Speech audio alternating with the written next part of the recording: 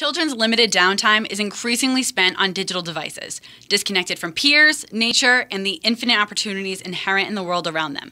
They no longer have the time or place to play like a kid. Here to help solve that problem is the founder of Spark Playspace, Mary Kate Murphy. Welcome. Thank you for having me. So why don't you start from the beginning? Where did the idea for Spark Playspace come from? Basically, our recycling bin.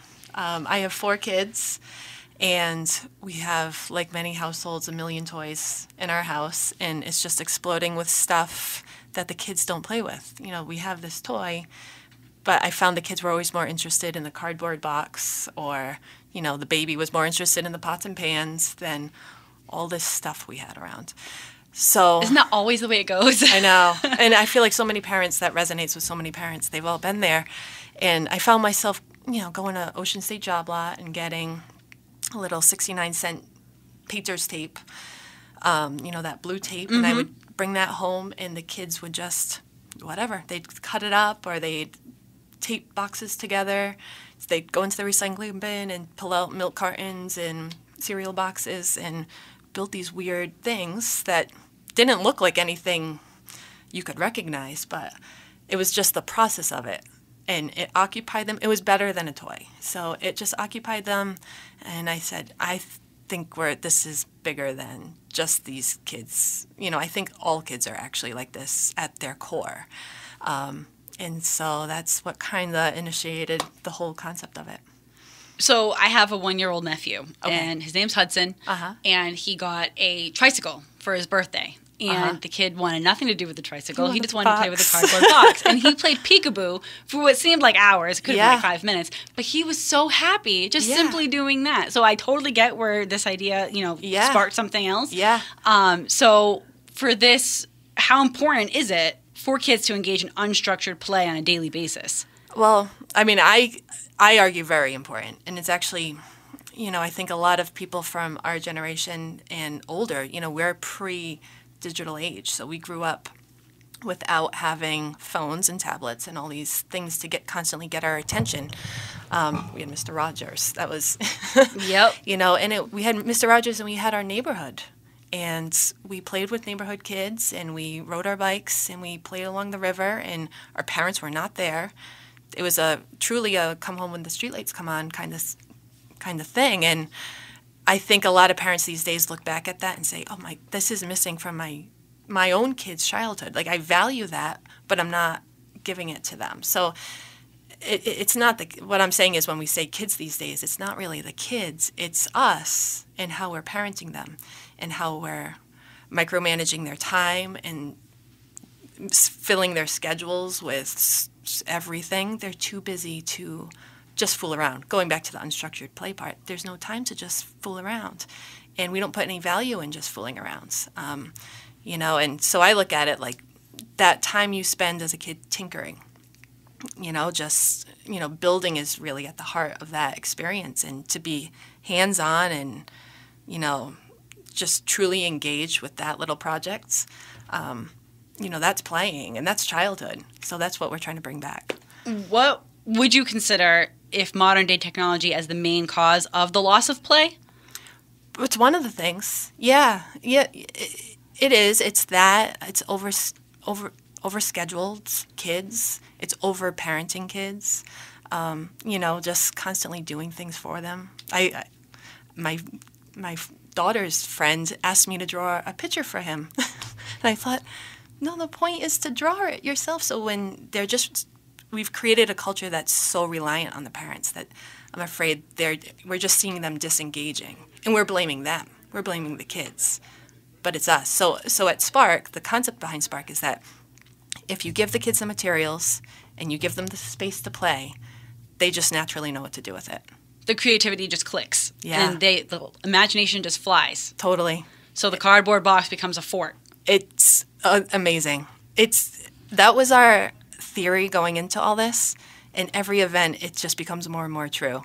You know, we just did a field day at North Elementary School in Somerset. 500 kids, which was a lot of kids to be coming through. All grades? All kindergarten through 5th grade. Okay. So we did it in groups. So the kindergarten kids would come out, then, each grade would come out, 100 kids at a time, say. And, I kind of thought for sure there would be some kids that weren't interested, like it wasn't their sort of thing, that there'd be somebody off on the grass wrestling or doing something else. And I would look around and say, oh my God, everybody is engaged here. If not individually, in a group or in some form, like everybody's playing in every grade. So it resonates, and they just, maybe it's because they don't have this opportunity often to have control. They're going to take advantage of it. Yeah, they want bananas in the most positive way. So you have a really muddy event coming up in Swansea on Saturday, June 23rd. Why don't you tell us about it? Sure. Well, we did it last year. It was really our kickoff event as a nonprofit. Last year we did Mud Day at the ice cream barn, and basically the idea is we got a bunch of dirt donated by G. Lopes Construction, and the Swansea Fire Department came out and hosed it all down. We luckily got some beautiful rain to help us out. Nothing wrong with that? Yeah, that was perfect. And the idea was sort of like, let them go. Let them play like kids and get off your phone, get in there, play like kids, make a mud pie, mud art, mud slides, mud pools. It was mud pool? Oh, it was everything. We had a mud launcher where they were shooting at targets, and they were laughing so hard from across the field. I could hear them. They would make a little mud ball, and they'd stick a worm in it, and they figured out the right combination of dry dirt and muddy dirt to get the right texture for a mud ball. The science behind it. Yes, and then there's a whole team of kids doing this, and then they put them in this little catapult sort of thing. It's safe. Don't worry too much, you guys.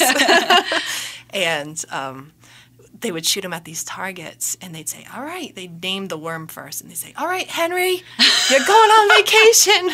And off they'd go into this, just really a bale of hay. But I feel really bad for Henry, but that's awesome. Yeah, he has another life 20 feet away. He'll be okay. Oh, man. Is there a fee or a donation required to attend? We want all kids to be able to come. So this is a community event.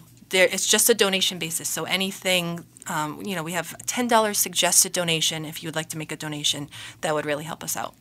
So this is just for kids, because I'm 26 and I'm all about this.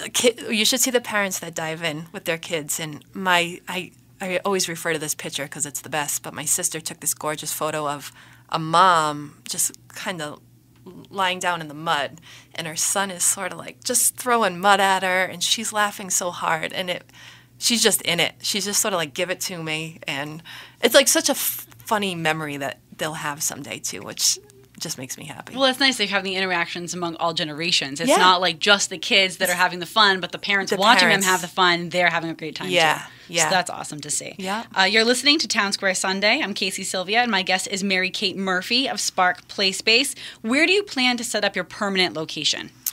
Well, there are two phases, I should say. The phase one is we're looking to set it up in either Fall River or New Bedford in a factory space in either of those places. And that's where we'll have birthday parties, and that's where will be our source for all of our outreach that we do to schools. So we'd hope to get to a lot more schools in those areas, and that will be our central location. So we'll have an art lab there. I know a lot of your listeners might know Miss Benares from Children's Art Lab. We've partnered up, and she's part of our vision, and we have a whole bunch of fun stuff lined up for that space. So the Mud Day event is a fundraiser really for the permanent location to exist. Yeah. So the $10 donation, not required, but asked of, and anyone can pay what they can. Yep. That's going towards the activities that will be permanently placed in either Fall River or New Bedford. Yep.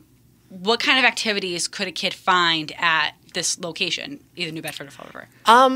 So we're going to have the art lab, like I said, which is based on the same concept. It's process-based art making. It's sort of where you can go and you have access to beading and sewing machines and woodworking tools and all of our cardboard and all of our materials. The idea is you come here, you have these materials to play with and build with, and you just have a fun afternoon, almost like a children's museum, the way you enter and play there for the day. I miss our children's museum. We used to have one in Dartmouth. Yeah, so it's sort of, think of it in terms of that sort of arrangement. where you can come in and play for the day with all of these.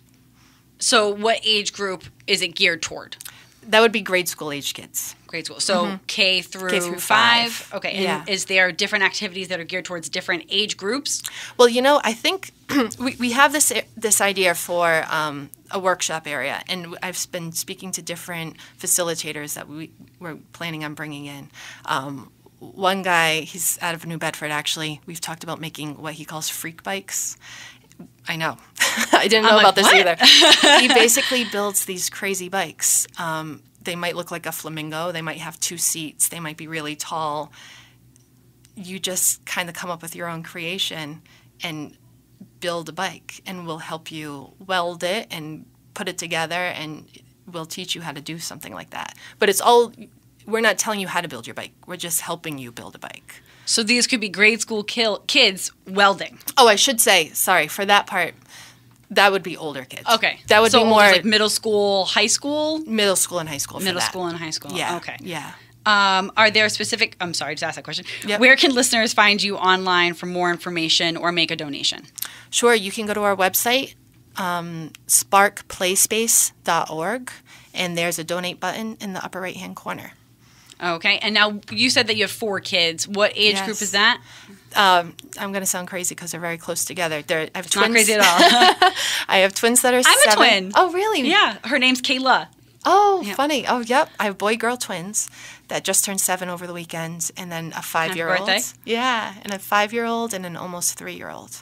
So they're all really, well, maybe not the 3-year-old, but they're all really in that age group. So Yeah. you basically had them in mind when you were building this idea? Yeah. Very nice. And it's you and your husband? Yes. Okay, Yeah. so this is no outside force. It's just you as a mom and a dad who wanted this for their kids and realized that this could be other moms and dads who wanted this for their kids. Yeah, exactly. And I mean, I just think it's really resonated with people, teachers, kids, parents. I get a lot of feedback that just said, "Oh my, these kids have been playing with this tube for the last 30 minutes, and there's been no fighting and only laughing, and that's unheard of, and they're not on their phone." So parents are thrilled by the whole idea. I love it. And so I'm sorry, I just lost my train of thought.